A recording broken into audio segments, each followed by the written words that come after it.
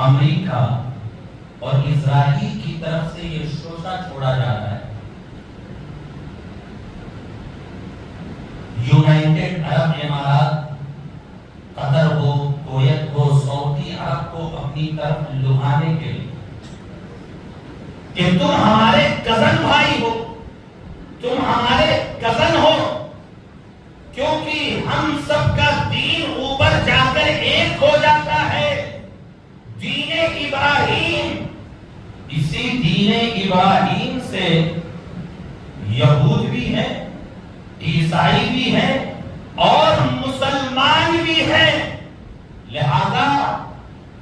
تمہیں لڑنے جھگڑنے کی ضرورت نہیں ہے۔ تم نے کعبہ رکھ لیا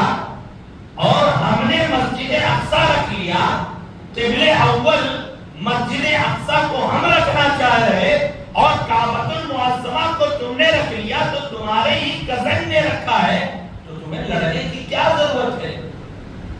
کیونکہ تم بھی حضرت ابراہیم علیہ السلام کے دین کو مانتے ہو،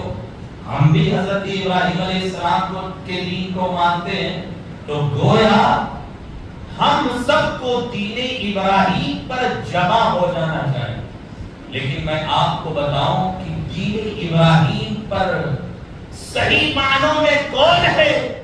دین ابراہیم جس کے بارے میں رب تعالیٰ نے فرمایا ان ابراہیم کان امۃ للہ حنیفا، یہ دین حنیف جو صراط مستقیم ہے، اس پر صرف اور صرف آج کا مسلمان ہے، صرف اور صرف مسلمان ہے۔ یہ یہود و نصارہ اس دین پر نہیں ہے، یہ اپنے باپ داداؤں دین ابراہیم سے پھر گئے، لیکن عربوں کو لبھانے کے لیے، قطر کو لبھانے کے لیے، کویت کو لبھانے کے لیے یہ اس طریقے کا آج شوشہ چھوڑ رہے ہیں کہ کعبہ تم نے رکھ لیا جو دوسرا قبلہ تھا، اور ہم مسجد اقصی قبلہ اول کو رکھنے کی بات کر رہے ہیں، تو تمہارے ہی کزن کے پاس تو یہ مسجد اقصی ہے، لہذا تمہیں لڑنے جھگڑنے کی ضرورت نہیں ہے۔ میرے عزیزوں، میرے دوستو، اور میں آپ کو حیرت کی بات بتاؤں کہ آج ہمارے بھارت میں بھی کچھ ایسے لوگ ہیں جو اسرائیل کی حمایت کرتے ہیں،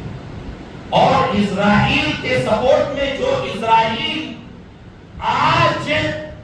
نہ جانے کتنے مظلوموں کا قاتل ہے، نہ جانے کتنے بچوں کو ناحق اس نے عورتوں کو قتل کیا ہے، ایسے لوگوں کی حمایت یہاں کے لیے کچھ لوگ کرتے ہیں۔ میں ان کو بتانا چاہتا ہوں، یہ جو اسرائیل ہے یہودی، یہ تو بتوں کو توڑنے والی قوم ہے، یہ بت کے سخت دشمن ہے، بتوں کو توڑنے والی قوم، چاہے یہودی ہو، عیسائی ہو۔ حضرت ابراہیم علیہ السلام کی اگر آپ سیرت پڑھیں گے تو اس میں یہ بات ملتی ہے، تو یہودی اور یہ عیسائی یہ بتوں کو توڑنے والی قوم ہے،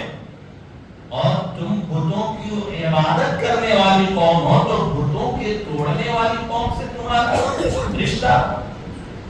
بتوں کے توڑنے والی قوم سے تم اپنا تعلق جوڑنا چاہتے ہو،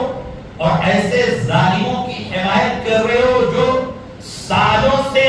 فلسطین کی سرزمین پر خون کی ندیاں بہا رہے ہیں۔ یہی لوگ جب ہندوستان میں رہتے ہیں تو کچھ اور بات کرتے ہیں، اور جب ان کا ڈیلیگیشن وفد عرب میں جاتا ہے تو پھر فلسطین کی حمایت کی بات کرتے ہیں اور کہتے ہیں کہ ہم فلسطین کو ملک تسلیم کرتے ہیں۔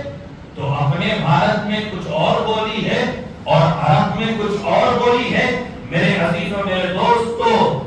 حتیٰ کہ یہ لوگ اب کعبہ معظمہ پر بھی قبضہ کرنے کی بات کر رہے ہیں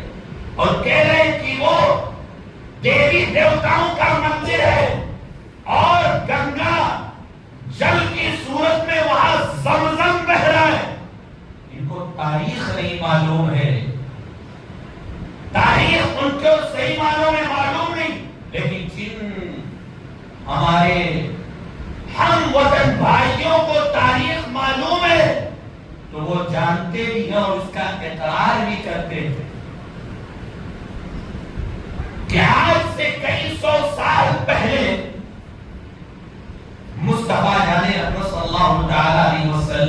زمانے میں دو لوگ تھے جو زنا بھی کرتے تھے اور گناہ بھی کرتے تھے. ان کی قوم نے ان کو الگ کر دیا اور وہ عاشق تھے. نائل اور اساف یہ دو ایسے لوگ تھے کہ جو گناہ بھی کرتے تھے اور زنا بھی کرتے تھے. ان کی قوم نے ان کو الگ کر دیا تو انہوں نے خانہ کعبہ کے قریب بھی برکت دی. تو اللہ رب العزت نے ان پر عذاب نازل کیا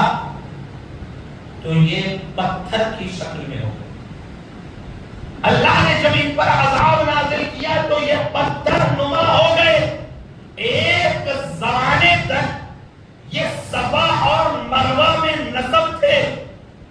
لوگ ان پر جوتیاں برساتے تھے, جوتوں سے ان کو مارتے تھے.